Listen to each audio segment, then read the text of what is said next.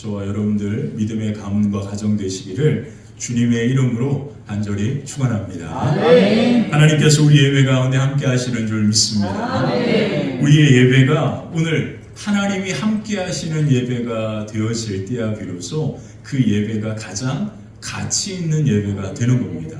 그래서 예배에서 가장 중요한 것은 바로 하나님의 영광이 하나님의 성령께서 머무는 그러한 예배가 되어야 할 줄 믿습니다. 그래서 오늘 말씀의 제목이 예배의 너무나 중요한 주제인 하나님께서 우리와 함께 하시는 예배라고 하는 제목으로 하나님의 말씀을 같이 함께 나누도록 하겠습니다. 우리 같이 함께 이제 출애굽기의 말씀으로 함께 나누고 있기 때문에 우리가 또 한 번 같이 저를 따라서 고백했으면 좋겠습니다. 우리 오른손을 가슴에 얹고 우리 신의 산 언약의 축복을 우리가 믿음으로 선언했으면 좋겠습니다. 우리는 세상에서 가장 존귀하고 보배로운 하나님의 소유입니다. 우리는 하나님의 제사장 나라, 거룩한 백성입니다. 우리 큰 소리로 아멘 하겠습니다. 아멘. 할렐루야.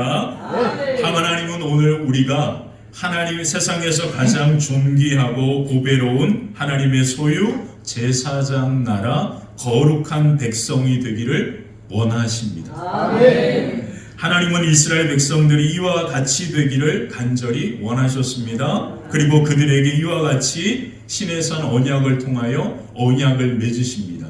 그리고 하나님은 그들에게 이와 같이 축복하십니다.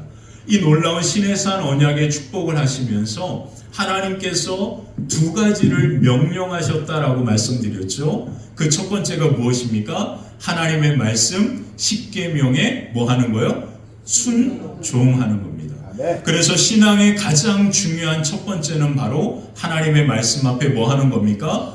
순종하는 겁니다. 그래서 칼빈은요, 기독교 강요라고 하는 그 엄청난 책에서 3분의 2를 순종이라고 하는 개념에 대하여 설명합니다. 그만큼 신앙에서 가장 중요한 것이 순종이기 때문에 그렇습니다. 두 번째 뭘 말씀하셨냐면 하나님은 성막을 통하여 하나님을 어떻게 예배해야 하는지에 대하여 말씀하십니다. 그래서 우리의 신앙의 가장 중요한 것은 두 가지입니다. 하나님의 말씀에 귀를 기울이고 그 말씀에 뭐 하는 거예요? 순종하는 거. 그리고 두 번째는 무엇입니까? 바로 하나님을 예배하는 겁니다. 근데 그 예배는요, 내 감정과 내 생각을 따라 예배하는 게 아닙니다.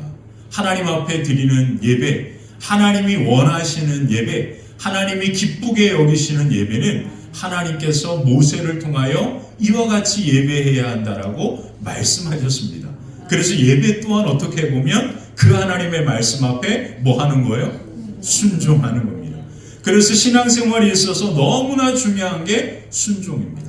사랑하는 성도 여러분, 여러분들의 자녀들이 정말로 멋진 하나님의 사람들로 성장하기를 원하십니까? 그러면 어려서부터 부모님의 말씀 앞에 순종하는 것을 가르치면 됩니다.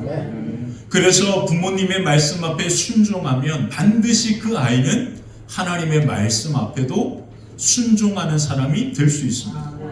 너무나 중요하죠. 눈에 보이는 가장 첫 번째 권위자가 부모님이거든요.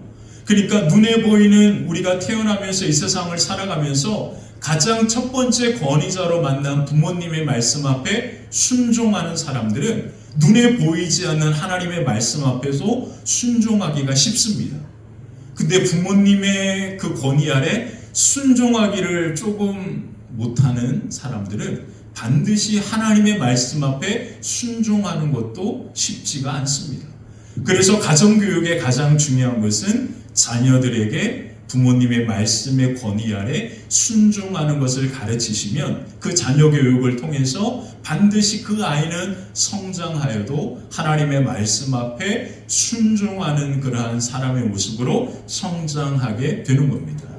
그래서 부모님들은 그 말의 권위를 위하여서 행동도 조심하셔야 되고요. 그 말의 권위가 땅에 떨어지지 않도록 하셔야 하는 거죠. 우리 여기 집사님 따님이 우리 학교 선생님이시라 학교에 대한 이야기들을 우리 많이 들으시겠지만 요즘 초등학교 선생님들이 너무나 힘든 것 중에 하나가 뭐냐면 아이들이 저희 때는 그래도 선생님 하면 선생님의 말씀에 존경도 하고 그 권위 아래 순종도 하기도 했잖아요. 근데 요즘 아이들은 그런 거를 모른다 그러더라고요. 그리고 집에서 도대체 부모님들에게 어떤 교육을 배웠는지 모르겠지만 아이들이요 초등학교 1, 2학년만 돼도 그 아이들의 말의 언어의 사용의 수준이 어른 못지 않다라고 얘기하더라고요. 욕 많이 한다라는 뜻이에요. 욕을요 찰지게 한대요. 그러니까 선생님들이, 여자 선생님들이 얼마나 놀라겠어요. 그 아이들과 그렇게 같이 교실 안에 있는 오늘도 우리 주일학교 아이들과 같이 제가 예배를 드리는데 아이들이 지금 우리 아연이, 우리 은혜, 소희 얘네들이 3학년이에요. 3학년. 근데 우리 아이들이 오늘 학교에서 우리 남자애들이 하는 행동에 대하여 얘기하는데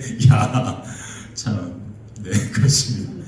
이런 시대가 되었다라는 거예요. 그래서 우리 믿음의 부모님들이 자녀들이 믿음 가운데 잘 크기를 원하시면 부모님들의 말씀 앞에 순종하는 것을 가르쳐 주시기 위해서 부모님들의 권위를 잘 세워가야 하는 겁니다.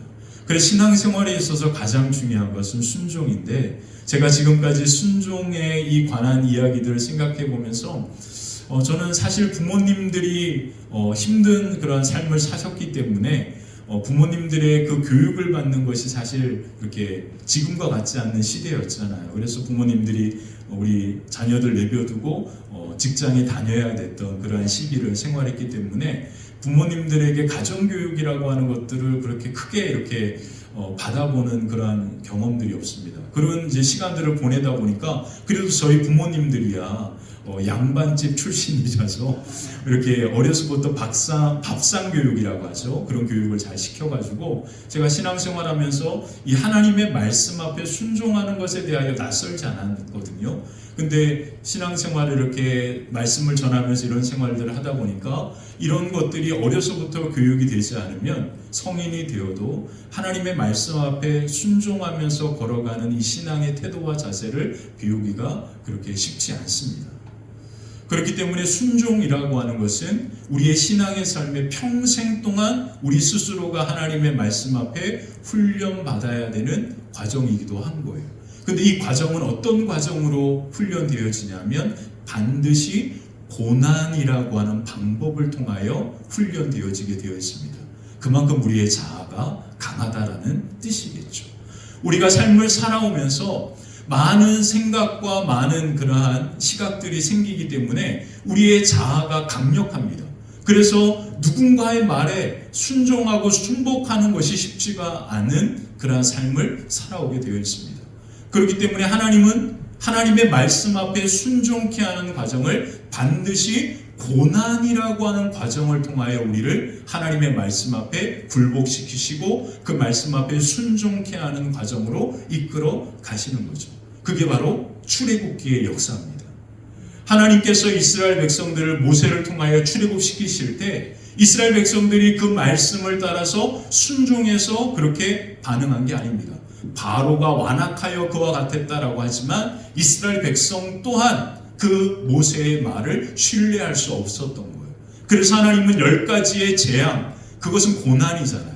그래서 그 고난이라고 하는 과정을 통하여 이스라엘 백성들은 하나님의 말씀이 살아서 그대로 역사하는 것을 눈으로 목격했고 그리고 그 말씀이 얼마나 권위가 있는지를 경험하게 됩니다. 그리고 그 말씀 앞에 순종하는 것이 곧 내가 사는 것이다라는 것을 깨닫게 되는 거죠. 하나님은 오늘도 저와 여러분들을 이와 같은 과정 속에 이끌어 가십니다. 그래서 하나님은요, 우리가 하나님 앞에 드리는 예배까지도 이렇게 예배해야 한다라고 말씀하신 거예요. 그래서 우리가 하나님을 예배할 때 내가 감정과 내 생각을 따라 예배하면 그 예배가 하나님이 요구하신, 하나님이 말씀하신 그 예배와는 거리감이 생길 수밖에 없습니다. 성경에 가장 먼저 하나님께서 이스라엘 백성들에게 너희가 이렇게 예배해야 한다라고 그렇게 말씀하신 것은 바로 출애굽기 25장에 처음으로 등장하게 됩니다. 그래서 출애굽기 25장은 하나님께서 이스라엘 백성 가운데 거하시는 성막에 대한 이야기라고 우리가 생각하는데 오늘 우리에게 이것이 바로 어떻게 우리가 예배해야 하는지를 말씀하신 겁니다. 그래서 우리는 이 성막을 어떻게 만드는 이 말씀을 통해서 우리가 어떻게 하나님 앞에 예배하며 나아가야 하는지를 이 말씀을 통하여 함께 살펴보게 되는 거죠. 이 성막에 대한 이 말씀은요, 칼빈은 뭐라고 이야기했냐면 예수 그리스도에 대한 그림자와 같다라고 표현합니다. 그래서 구약의 모든 말씀은 다 예수 그리스도를 통하여 성취되고 완성되어졌다라는 뜻이에요. 그래서 성막에 어떻게 예배해야 하는지를 우리가 함께 배우면서 계속해서 시리즈로 다윗의 예배가 어땠는지 그리고 예수님께서 하나님을 어떻게 예배해야 하는지 이 과정으로 우리가 같이 함께 한 20번 정도 예배에 관한 말씀을 함께 쭉 살펴보게 됩니다. 그래서 우리가 첫 번째 하나님께서 출애굽기에 성막을 통하여 하나님이 우리에게 명령하신 예배가 어떤 것인지를 우리가 이제 함께 살펴보게 되는 거죠. 그래서 로마서에 보면 사도 바울이 이런 말을 했습니다. 그리스도는 모든 믿는 자에게 의를 위하여 율법의 마침이 되셨다. 그래서 칼빈은 예수 그리스도에 대한 그림자라고 표현한 의미가 바로 여기에서 나온 겁니다. 그래서 성막에 대한 예배가 예수 그리스도를 통하여 마침이 되었다, 완성되었다라고 하는 뜻이죠.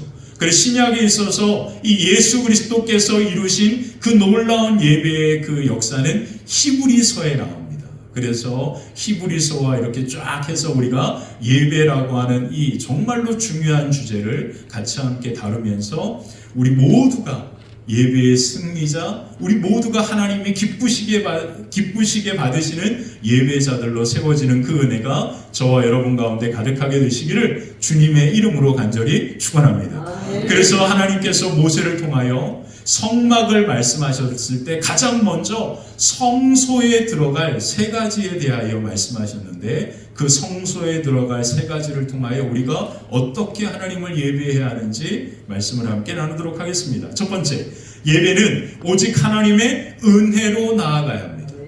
자, 정말 중요한 핵심입니다. 가장 먼저 하나님께서 성막을 통하여 우리에게 말씀하신 것은 무엇이냐면 예배는 오직 하나님의 은혜로 나아가는 것이다. 우리가 예배 드릴 때요, 가장 착각하는 게 뭐냐면 오늘 내가 예배 왔어 라는 말을 합니다. 내 시간을 투자해서 내 환경을 포기하고 내가 오늘 예배 드리러 왔다 이렇게 생각하기가 쉽습니다. 그래서 오늘 내가 예배 왔기 때문에 나는 예배를 드린 거야 이렇게 우리는 생각합니다. 근데 하나님의 관심은 그것이 아닙니다. 하나님의 관심은 은혜로 예배 드리는 자에 대하여 관심을 두십니다. 하나님은요, 오늘도 온 만물을 창조하셨기 때문에 예수님이 뭐라 그랬습니까? 너희가 찬양하지 않으면 내가 저 돌들로도 찬양을 받게 하겠다라고 표현했습니다. 하나님은 온 만물을 통하여 지금 예배 받으시는 분, 그 하나님께서 오늘 우리가 내가 오늘 이 예배에 왔고 내가 내 시간을 들여서 왔다라고 그렇게 생각하는 그 사람의 예배에 대해서는 관심이 없으십니다. 하나님은 오직 하나님의 은혜로 예배 가운데 나온 그들에게만 관심을 두시는 거죠. 그래서 우리의 예배가 하나님이 받으시는 예배가 있고 하나님이 받으시지 않는 예배가 있다라고 그렇게 분명하게 성경은 말합니다. 그 첫 번째가 뭡니까? 하나님께서 창세기 3장에서 두 사람의 예배가 나옵니다. 한 명은 뭐예요? 가인의 예배가 있었고 그리고 그 동생 아벨의 예배가 있습니다. 근데 하나님께서 이 두 사람의 예배를 다 받으셨습니까? 아닙니다. 정말 중요한 겁니다. 창세기 3장에 하나님 앞에 두 사람이 예배를 드렸는데 한 사람의 예배를 하나님께서 기쁘게 받으셨지만 한 사람의 예배는 하나님께서 거부하셨다. 다른 말로 표현하면 그 사람의 예배에 관심을 두지 않았다라는 뜻입니다. 그래서 예배의 중심은 내가 되어서는 안 됩니다. 내 생각, 내 시간, 내 관점, 내 모든 것들을 내가 투자해서 이곳에 왔다라고 하는 그 생각 자체부터 우리가 버리고 오늘 우리가 이 예배에 온 것은 하나님의 성령께서 내 생각과 마음을 움직이셨고 그리고 내 걸음을 이끄셔서 이 예배의 자리에 왔음을 우리가 인정하고 고백할 때 비로소 그 예배가 하나님의 은혜로 하나님 앞에 드려지는 예배가 될 줄 믿습니다. 그래서 성막에 있어서 가장 첫 번째 하신 말씀이 바로 언약궤에 관한 말씀입니다. 그 언약궤에 관하여 하나님은 말씀하셨는데요. 바로 이 성소 성막 안에 들어가는 물건이 4가지가 있습니다. 첫 번째, 지성소에 있는 언약궤 속죄소라고 하는 것이 있었고요. 그리고 그 앞에 바로 분향단과 떡상과 그리고 등잔대가 있었습니다. 그래서 성막 안에는 이 4가지가 들어가 있습니다. 우리 한번 그림 한번 볼까요? 자, 이렇게 이제 성막의 디자인을 하나님께서 말씀하셨는데 가장 안쪽에 여기 이제 홀리니스라고 돼 있는 이게 이제 언약궤를 말하는 거예요. 커버넌트라고 그게 써 있는데 언약궤가 놓여 있는데 이 언약궤 위에 덮여 있는 이 날개로 되어 있는 이것이 바로 속죄소라고 말씀드렸죠. 그래서 이 속죄소가 이와 같은 형태로 되어 있습니다. 그래서 십계명 돌판과 아론의 쌍난 지팡이 그리고 만나를 담았던 항아리가 저 언약궤 안에 들어가 있는 거죠. 저 언약궤의 가장 중요한 핵심은 뭐냐면 은혜입니다. 은혜. 우리가 하나님 앞에 나아갈 수 있는 것은 오직 뭐로만 나아가는 거예요? 은혜로만 나아갈 수 있는 겁니다. 십자가의 은혜, 그 영광이 없이는 우리가 절대 하나님 앞에 나아갈 수 없다라고 하는 사실을 하나님은 가장 먼저 성막을 말씀하실 때 이것을 모세를 통하여 말씀하고 있습니다. 그러므로 우리 모두의 예배는 오직 하나님의 은혜로 나아가는 예배가 되시기를 주님의 이름으로 간절히 축원합니다. 그래서요, 제사장들도요 1년에 딱 한 번 대속죄일이 되었을 때 그들이 그냥 하나님의 지성소로 들어간 게 아니라 반드시 짐승의 피를 어디에 뿌려야 했냐면 아까 속죄소 위에다 뿌려야 했던 거예요. 그렇게 해야만 제사장이 하나님 앞에 지성소로 나아갈 수 있었습니다. 그래서 반드시 뭐가 필요했냐면 피가 필요했던 거죠. 이 피가 뭡니까? 성경에 보면 그 피는 생명이라 그렇게 말하잖아요. 그러므로 예배는요, 우리가 그냥 하나님 앞에 찬송하고 그렇게 하는 그 예배가 그냥 예배가 아니고요, 이미 예수 그리스도의 십자가의 핏뿌림이 있었기 때문에 이 예배가 은혜 가운데 드려지는 예배가 되는 겁니다. 그래서 우리는 예배에 올 때마다 하나님의 십자가의 은혜로 하나님 앞에 나아감을 인정하고 고백해야 합니다. 이게 바로 예배의 출발입니다. 이 예배가 되지 않으면 우리 예배는 그냥 왔다 가는 것에 불과한 겁니다. 하나님은요, 분명히 우리가 어떻게 예배해야 하는지를 성경에 말씀했습니다. 내가 아무리 정성을 다하고 좋은 옷을 입고 멋지게 해가지고 와서 그 예배를 받으시는 게 아니고요, 십자가의 은혜가 바로 우리의 예배를 하나님이 기쁘시게 받으시는 예배가 되게 하는 겁니다. 그러므로 우리 예배는 오직 십자가의 은혜로 나아가는 예배가 되어야 할 줄 믿습니다. 그래서 히브리서에 보면 지난주에도 말씀 나눴는데 이런 말씀을 하는 거예요. 히브리서 10장 19절에 보면 그러므로 형제들아 우리가 예수의 피를 힘입어 어디에 나아간다? 성소에 들어간다. 그 성소가 어떤 곳입니까? 하나님 앞에 나아간다. 그러므로 예수의 피, 그 생명의 은혜가 없으면 우리는 하나님 앞에 나아갈 수도 없고 우리가 그 은혜로 나아가지 않으면 우리의 예배는 아무 의미 없는 예배가 되는 겁니다. 그러므로 저와 여러분들이 예수의 피를 힘입어 그 은혜를 힘입어 십자가의 은혜를 의지하여 하나님 앞에 오늘 예배 가운데 나아갈 때 하나님께서 기쁘시게 받으시는 그 은혜가 그 예배가 될 줄 믿습니다. 하나님이 그 예배를 기쁘시게 받으면 그때부터 하나님의 역사가 저와 여러분들의 삶과 가정 위에 아름답게 임하게 될 줄 믿습니다. 자, 두 번째요. 하나님은 우리를 세상의 소망의 빛으로 세우십니다. 예배의 가장 첫 번째는 예배는 오직 하나님의 은혜로 나아가는 것이고 두 번째는 뭐냐면 하나님은 그 예배를 통하여 우리를 어떻게 사용하기를 원하시냐면 세상 가운데 빛으로 사용하기를 원하신다라는 겁니다. 아까 지성소 한번 보여줄까요? 우리 한번 그림 볼게요. 자, 오늘 출애굽기 25장에 보면 이제 언약궤가 첫 번째 나왔고요. 그리고 두 번째 나온 게 뭐냐면 바로 이 떡상과 그리고 등잔대입니다. 등잔대 두 가지가 나오는데 오늘 말씀이 바로 이 이제 두 가지의 의미 가운데 있는데요. 지성소 앞에 놓여 있는 것이 세 가지인데 분향단은 참 재밌어요. 이 분향단은 이 25장에 나오지가 않아요. 지성소 안에 바로 성소 안에 이 세 가지가 있는데 하나님께서 말씀하실 때 이 분향단을 같이 언급한 게 아니더라고요. 분향단은 출애굽기 31장에 나옵니다. 그게 참 재밌는 패턴인 거예요. 보통 성막에 대한 디자인을 한다면 여러분 같으면 어떻게 얘기할까요? 여러분들은 가장 먼저 뭘 얘기하겠어요? 언약궤 얘기하고, 맞죠? 언약궤 얘기하고 그 다음이 이렇게 우리는 이제 디자인한다면 만약 이렇게 순서대로 얘기하는 게 맞잖아요. 근데 놀랍습니다. 이 분향단, 제가 쳐서 꺼진 건가요? 이 분향단이 출애굽기 31장에 나옵니다.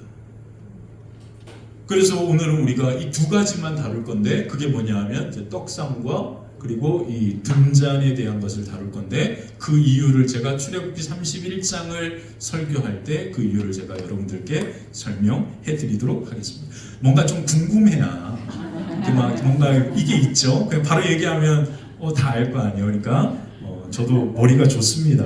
여러분들이 제가 오늘 걱정했어요. 왜 걱정했냐면 저도 어제 잠을 설쳤거든요. 그래서 너무 더워가지고 제가 자다가 일어나는 적이 별로 없는데 어제는 너무 덥더라고요. 그래서 원래 에어컨을 잘 안 켜는데 무서워가지고 우리 사모님 눈이 무서워가지고 에어컨은 원래 잘 안 켜요. 이제 부채로 주로 이제 생활하는데 어제 몰래 켰잖아요. 너무 더워서. 그러니까 보니까 30도더라고요. 집안 그래서 솔직히 걱정했습니다.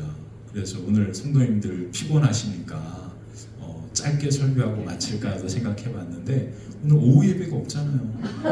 얼마나 예찬도 없으니까 얼마나 왜 시원하게 여기서 이왕 오신 거 더운데 이왕 오신 거 제가 좀 길게 해도 주무셔도 괜찮아요. 피곤한 걸 잘 이해하시니까 좀 괜찮은데 그렇게 하겠습니다.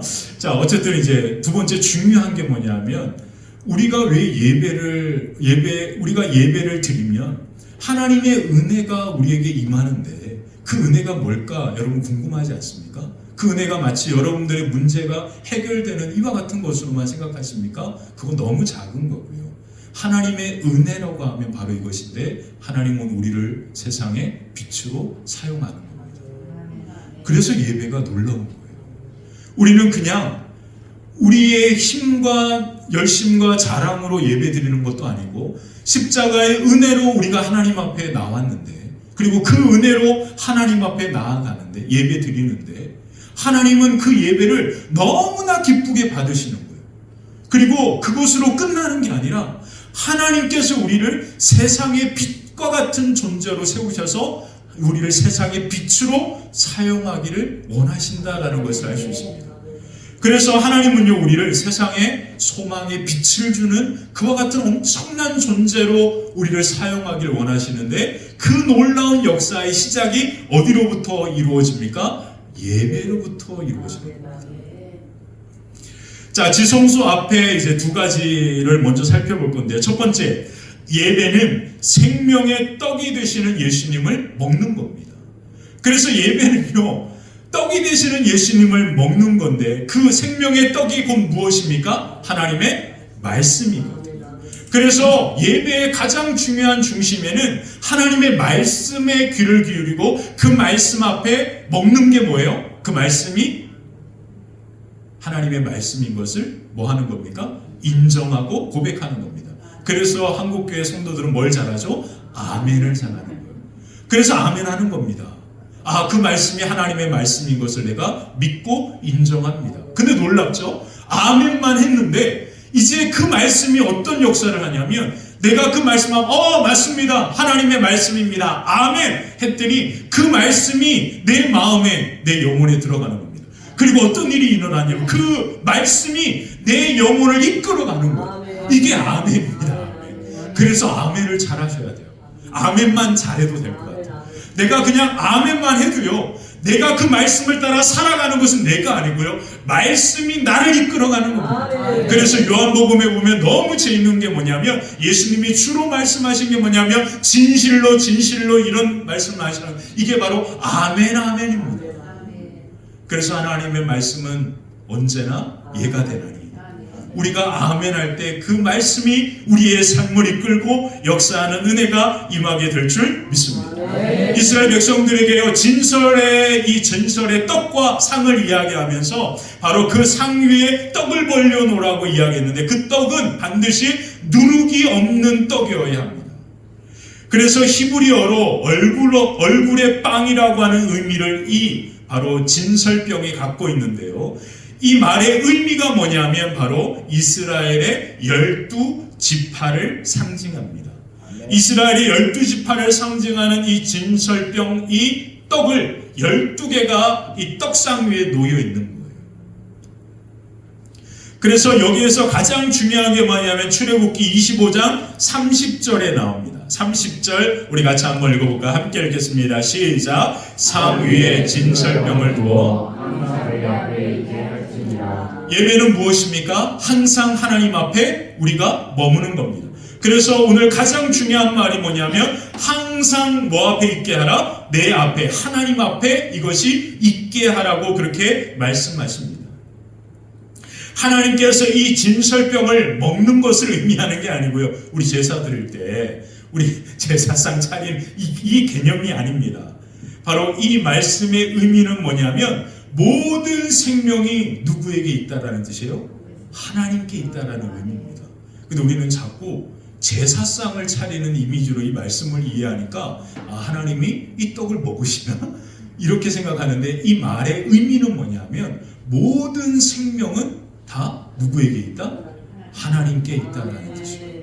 그래서 예배는 무엇입니까? 너희 몸을 거룩한 산제사로 구별하여 하나님 앞에 드려라고 그렇게 바울이 이야기한 이유가 무엇입니까? 바로 모든 생명이 누구에게 있기 때문에? 하나님께 있기 때문입니다.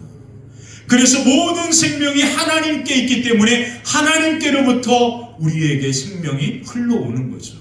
그래서 예수님은 오병이어의 사건을 통하여 요한복음 6장 35절에 이렇게 말씀하신 겁니다. 한번 읽어볼게요. 시작. 예수께서 이르시되 나는 생명의 떡이니 내게 오는 자는 결코 줄이지 아니할 거예요. 나를 믿는 자는 영원히 목마르지 아니하리라. 아멘. 믿습니까? 아멘. 예수님이 뭐라고요? 생명의 떡이다. 그래서 아까도 말씀드렸잖아요. 성막의 모형은 누구로부터 완성되었다? 예수 그리스도로부터. 그래서 이 성막에 있는 이 떡상 위에 있는 이 떡은 곧 누구를 의미하는 겁니까? 예수 그리스도를 의미하는 겁니다.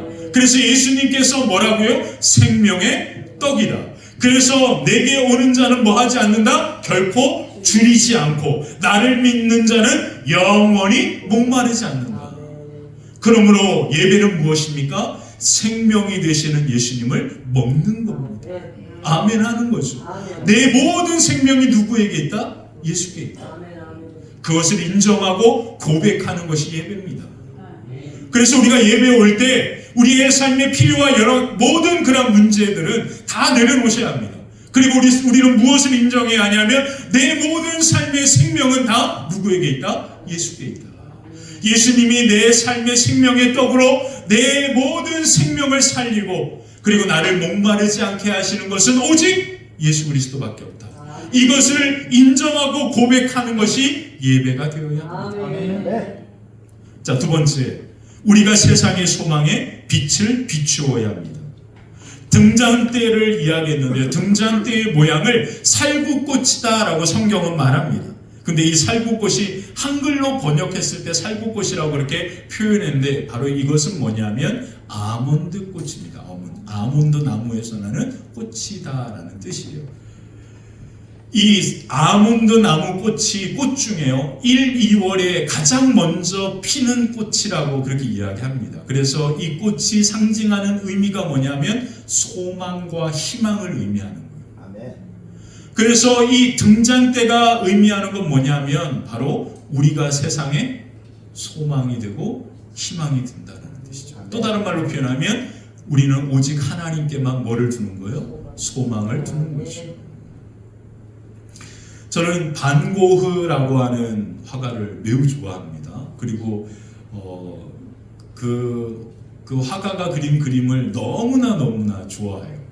제가 왜 좋아하게 되었냐면 DC에 가면 그 내셔널 몰 앞에 미술관이 이제 국립미술관이 있는데 그 미술관은 너무 감사한 게 공짜예요, 공짜.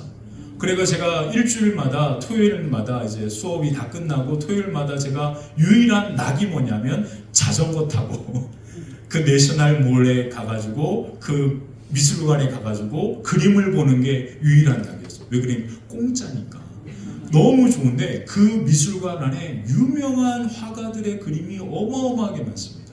근데 반고흐의 그림이 거기에 이제 몇 점이 걸려 있는데 그 중에 하나가 이제 장미도 있고요. 그리고 해바라기, 여러분 반고흐가 그린 해바라기 그런 그림도 있는데 반고흐의 초상화도 있고, 그래서 제가 거기 앞에서 있는 그냥 그 앞에 가면 이제 벤치가 있어요. 한 요만한 이제 벤치가 있는데 사람들이 그 그림을 보기 위해 거기 오거든요. 그러면 저는 이제 일찍 가니까 가가지고 그 의자에 앉아가지고 그 그림만 계속 주구장창 보고 있는 거예요.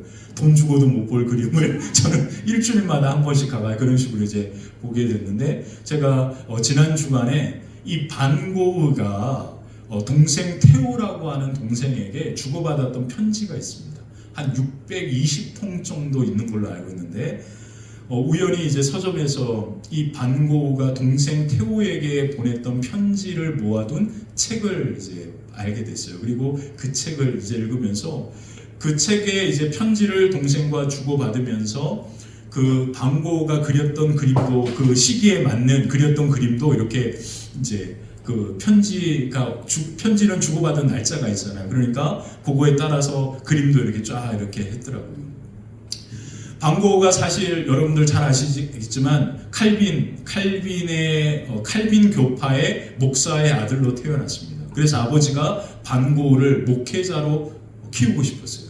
그래서 신학교에 가게 했는데 반고흐는 그걸 견디지 못하고 그리고 포기하게 됩니다.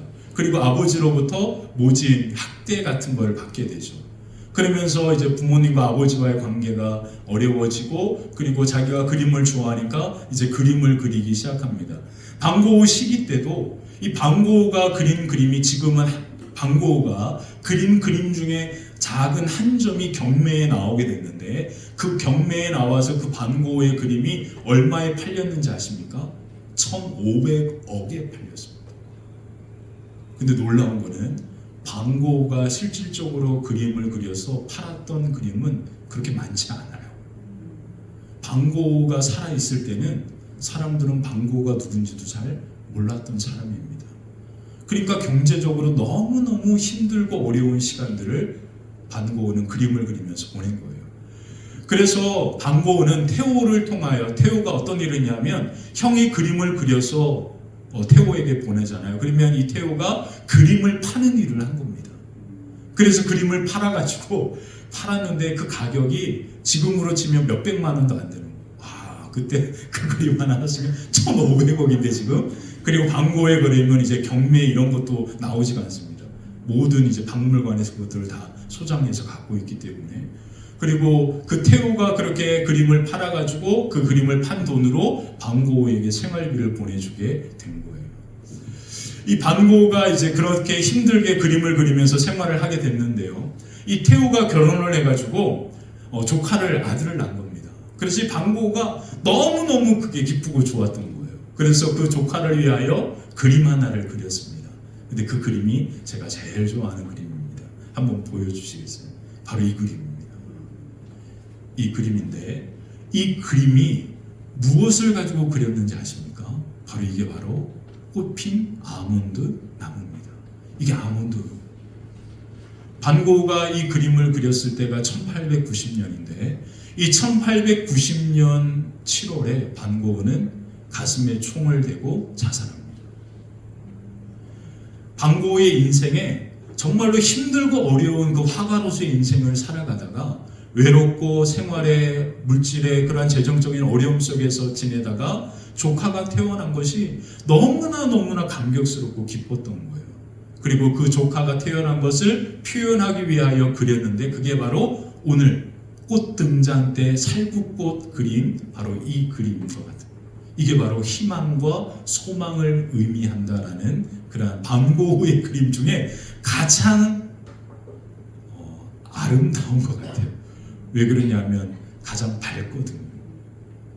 반고흐의 그림은 다 어둡고 그렇게 그런 그림들인데 이 그림만큼은 너무 밝은 그림. 그래서 제가 이 그림을 너무너무 좋아하는데 이 그림을 한번 보려면 네덜란드를 가야 돼서 이 그림이 그렇게 이제 있는데 제가 오늘 아이들에게 우리 주일학교 아이들에게 이렇게 얘기했습니다. 우리 3년 뒤에 우리 지휘자님과 같이 함께 독일 갈 거야, 유럽 갈 거야. 그러니까 너희들 지금부터 이제 돈 모아야 돼. 그렇게 해가지고 지금 아이들에게 아까 아침에 비전을 줬습니다. 저는요 교회학교 광림교회 교회학교 하면서 저희 광림교회 제가 교육 목사할 때 저희 교회학교 교사만 480명이었다고 말씀드렸잖아요. 그리고 아이들이 얼마나 많겠어요. 그렇게 아이들이 많고 교사들이 많은 그러한 곳에서 이제 교육 목사로 목회를 하고 그리고 이제 화평교회 오니까 우리 아이들이 이제 3명, 5명이잖아요. 그래서 사람들은 우리 아이들 뭐 너무 없네 이렇게 생각하는데 저는 절대 그렇게 생각하지 않습니다. 이 아이 한 명 한 명이 너무나 소중하고 이 아이 한 명 한 명 안에 엄청난 희망과 소망이 있는 거거든요. 그래서 저는 어떻게 해서든지 이 아이들에게 정말 제가 도울 수 있는 모든 도움을 다 동원해서 이 아이들과 같이 함께 그 놀라운 비전들을 꿈꾸었으면 좋겠다라는 그런 생각을 하면 제가 도와줄 수 있는 게 뭐냐면 사실 부모님들이 아이들과 그렇게 가면 좋잖아요. 근데 우리 형편이 사실 그렇게 할 수 있는 형편이 많지 않잖아요. 그러니까 제가 데리고 가겠습니다. 제가 우리 아이들 데리고 그렇게 다니겠습니다. 여러분 부모님들은 열심히 적응만 해두세요. 제가 아이들 데리고 다니겠습니다. 저는 자녀가 없으니까 그렇게 다니는 것에 그렇게 크게 제약이 없어요. 그래서 제가 아이들과 같이 함께 그렇게 다니면서 아이들에게 많은 것들을 보여주면서 그러한 일들을 경험해 주고 싶은 그 마음이 있는데 그 중에 하나가 이 그림들을 보여주고 싶은 거예요. 눈으로 직접 그 그림들 앞에 서고 그리고 그 그림을 그렸던 사람들의 마음을 느껴보고 그리고 그 그림들을 그리면서 사람들이 어떤 생각을 했을까 이런 생각들을 해보게 되는 거죠. 제가 이번 주에 그와 같은 일들을 하면서 반고흐가 태고에게 편지를 쓰면서 이런 유명한 말을 남겼습니다. 위대한 일이란 이런 말을 했어요. 그저 충동적으로 이루어지는 것이 절대 아니다. 자기가 삶을 살아오면서 정말로 좋은 화가가 되고 싶었는데 자기는 지금까지 좋은 화가가 되지 못했다라는 뜻이죠. 그렇지만 나는 좋은 화가가 되기 위하여 오늘도 그 길을 걸어가겠다라고 하면서 이 말을 한 겁니다. 위대한 일이란 그저 충동적으로 하루아침에 이루어지는 것이 아니다. 연속되는 작은 일들이 하나로 연결되어 이루어지는 것이다 말했습니다. 너무 멋지잖아요. 지금 반고흐가 어떤 화가가 되어 있죠? 그의 삶에서는 그와 같은 유명한 화가는 되지 못했습니다. 근데 그는 그냥 그 살아가는 인생 속에서 그렇게 화가로서의 인생을 묵묵히 그냥 그렇게 외롭게 힘들게 걸어갔을 뿐이에요. 근데 그는 지금 얼마나 위대한 화가가 되어 있습니까? 바로 예배가 이런 겁니다. 우리는 오늘 하루 이 예배 늘 매주마다 드리는 예배와 다를 게 없습니다. 이게 바로 예배입니다. 그냥 늘 우리는 그 자리에 와서 우리가 그냥 예배 드리듯이 그냥 그렇게 정말로 작은 하나의 예배를 그렇게 드릴 뿐입니다. 근데 놀라운 건 뭐냐면 하나님은 그렇지가 않습니다. 하나님은 우리가 드리는 이 작은 점과 같은 이 예배일지라도 이 모든 것들이 다 하나님이 기쁘시게 받으시는 예배가 되는 순간 어떤 일이 일어납니까? 하나님의 위대한 역사가 우리의 삶에 시작되는 겁니다. 그것이 바로 빛이라는 거예요. 하나님은 저와 여러분들을 빛으로 하나님의 영광 가운데 세우셔서 저와 여러분들이 걸어가는 곳마다 어둠이 떠나가고 하나님의 생명의 빛이 모든 것을 새롭게 하고 살리는 역사가 저와 여러분들을 통하여 임하게 될 줄 믿습니다. 그래서 예수님은요 우리들을 향하여 뭐라고 이야기했습니까? 마태복음 5장 14절에 보니까 너희는 세상의 빛이다 라고 말씀하신 겁니다.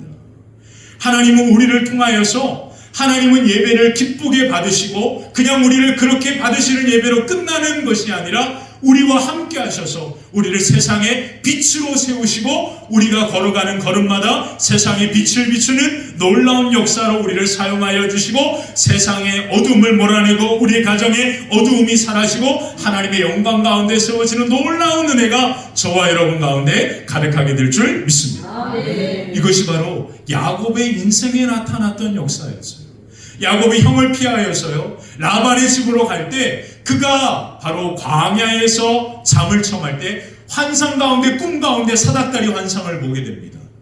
그리고 하나님께서 그에게 놀라운 언약의 축복을 해주세요. 그게 바로 창세기 28장에 나옵니다.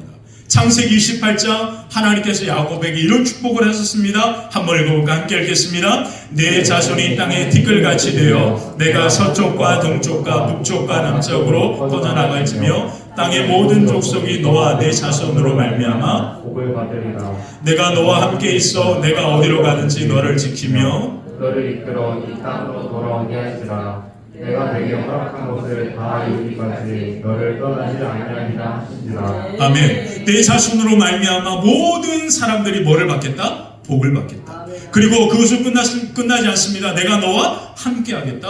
어디로 가든지 너를 뭐 하겠다? 지켜주겠다. 그리고 내가 너에게 한 이 약속의 말씀을 내가 성취하고 이루겠다. 하나님께서 이 엄청난 축복을 해주십니다. 그래서 야곱이 잠에서 깨가지고 너무 놀란 거예요. 그래가지고 야곱이 한 게 뭡니까? 예배입니다. 예배. 기가 막히죠. 하나님이 이 엄청난 축복의 말씀을 듣고 야곱이 잠에서 깨어서 가장 먼저 한 게 뭐냐면 예배였습니다. 예배. 야곱이 그래가지고요 베개에 삼았던 돌을 가지고 기둥을 세우고 그리고 그곳에 예배를 드리는데 야곱이 너무나 급하게 나와가지고 가지고 있는 것이 아무것도 없었습니다. 그래서 야곱이 어떻게 하나님 앞에 예배를 드렸냐면 그 돌 제단 위에다가 뭐를 붓습니까? 기름을 부었다라고 성경 말해요. 뭐 기름이 특별합니까? 늘 이스라엘 백성들은 여행 중에 물이 없으니까 기름으로 물을 대신하고 상처에 기름을 바르고 여행하는 사람들에게는 그 기름은 흔한 겁니다. 다 가지고 다니는 거예요. 근데 야곱이요 가진 게 없으니까 그곳으로라도 하나님 앞에 드리면서 예배해야겠다라는 마음이 있었던 것 같아요. 그래서 야곱이 그 기름을 그 위에 붓고 하나님 앞에 예배를 드립니다. 자 여러분, 이 예배가 특별합니까? 야곱이 엄청난 소 제물을 드렸습니까? 염소나 양을 드렸습니까? 성경에 하나님이 그런 번제를 받으신다 그래서 그렇게 야곱이 예배한 게 아니잖아요. 자기에게 가지고 있는 아무것도 아닌 그냥 기름을 드린 겁니다. 너무나 작은 거였단 말이에요. 근데 어떤 일이 벌어졌습니까? 하나님은 그 야곱이 드린 예배를 기쁘게 받으셨다. 사랑하는 성도 여러분, 우리가 드린 예배 특별하지 않습니다. 그냥 일주일에 한 번씩 그냥 하나님 앞에 드리는 늘 똑같은 예배일 수도 있습니다.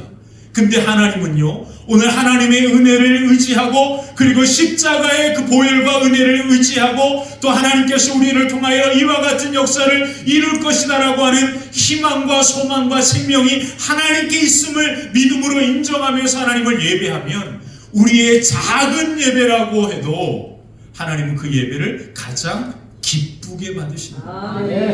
그 예배를 기쁘게 받으시는 하나님께서 오늘 저와 여러분 가운데 함께 하셔서 야곱의 인생의 삶을 하나님께서 함께 하시고 지켜주시고 그 언약의 축복을 놀랍게 하나님께서 성취하고 이루어 가셨던 그 은혜와 같이 그리고 모든 민족이 그를 통하여 복을 받게 하시는 생명의 빛으로 그를 사용하신 것 같이 오늘 하나님 앞에 예배하는 저와 여러분들을 통하여 그와 같은 놀라운 역사와 그 은혜가 아름답게 임하게 될 줄 믿습니다. 그러므로 우리는 오늘 하나님 앞에 작은 예배를 드리지만 그 작은 예배를 기쁘시게 받으시는 세상의 빛이 되신 하나님이 우리와 함께 하심으로 말미암아 하나님의 놀라운 역사와 그 은혜가 저와 여러분들이 걸어가는 걸음걸음마다 어둠이 떠나가고 생명의 영광이 비침으로 말미암아 생명이 살아나는 놀라운 역사와 그 은혜가 여러분들의 걸음이 닿는 모든 것 위에 아름답게 임하게 될 줄 믿습니다. 여러분들의 가정이 여러분들의 자녀가 어둠 속에 있더라도 하나님이 우리와 함께 하셔서 빛 되신 주님이 우리와 함께 하심으로 말미암아 우리가 그 자녀들과 함께 대화를 나누고 그 자녀들과 함께 있음으로 말미암아 그 빛이 그 자녀들에게 흘러가서 그 자녀들을 사로잡고 있던 어둠이 떠나가게 될 줄 믿습니다. 우리의 직장도 마찬가지인 겁니다. 그래서 하나님은 오늘 저와 여러분들이 세상의 소망으로 세상에 빛을 주는 그러한 존재로 사용하길 원하심을 기억하시고 우리가 오늘 이 드림 예배로 머무는 것이 아니라 세상에 빛이 되시는 주님과 함께 담대히 우리의 삶과 가정으로 나아가 어둠을 몰아내고 세상의 빛으로 세상의 어둠이 떠나가고 생명이 사는 놀라운 역사와 그 은혜가 저와 여러분들의 걸음이 닿는 곳마다 가득하게 되시기를 주님의 이름으로 간절히 축원합니다. 우리 같이 함께 찬송하면서 같이 함께 헌금하도록 하겠습니다. 찬송가 490장입니다.